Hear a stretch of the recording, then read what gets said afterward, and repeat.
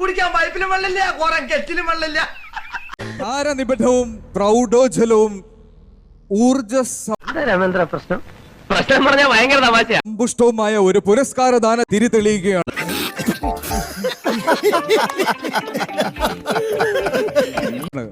ധന്യമായ ഈ മനോഹര വേദി കലയുടെ ലാവണത്തിൽ മികവിന്റെ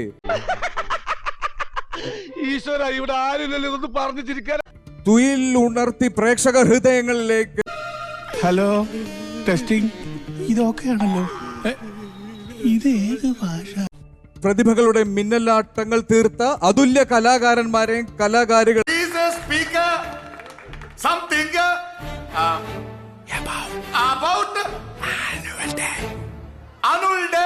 ഒത്തുചേരുന്ന സമ്മോഹന മുഹൂർത്തങ്ങൾ, വിദായകമായ പ്രഹേളനങ്ങളുടെ കേന്ദ്ര ബിന്ദുവായ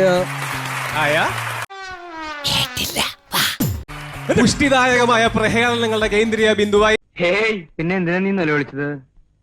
അതൊക്കെ ഗോപാലകൃഷ്ണൻ ഒരു നമ്പറല്ലേ.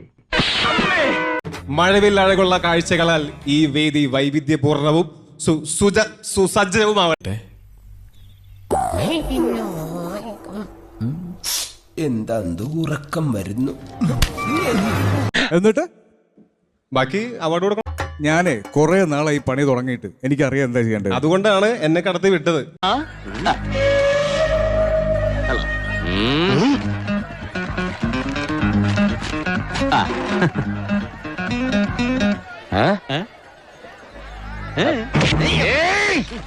എഴുത്തുമാനെ അറിയാൻ പാടില്ലാത്തവരെ കളിയാക്കുന്നോടാ. Hello hello hello, excuse me. അല്ല, പുറത്ത് നിൽക്കുന്ന ഒരു മഹാൻ നിങ്ങളെ ഏൽപ്പിക്കാൻ തന്നു വിട്ടതാണ്. തലമുറകൾ തിരുവടികൾ കയ്യിലെടുത്ത് തമ്മാനമാടിയ വീരപ്പാണ്ടി കറ്റബൊമ്മൻ.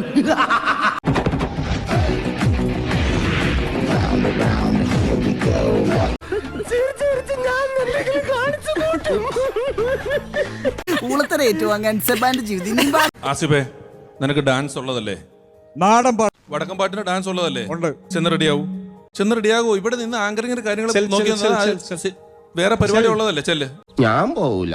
നിന്നോട് പോകാനല്ലേ പറഞ്ഞത്? ഞാൻ പോവൂലെന്നാലും ഞാൻ ആദ്യം.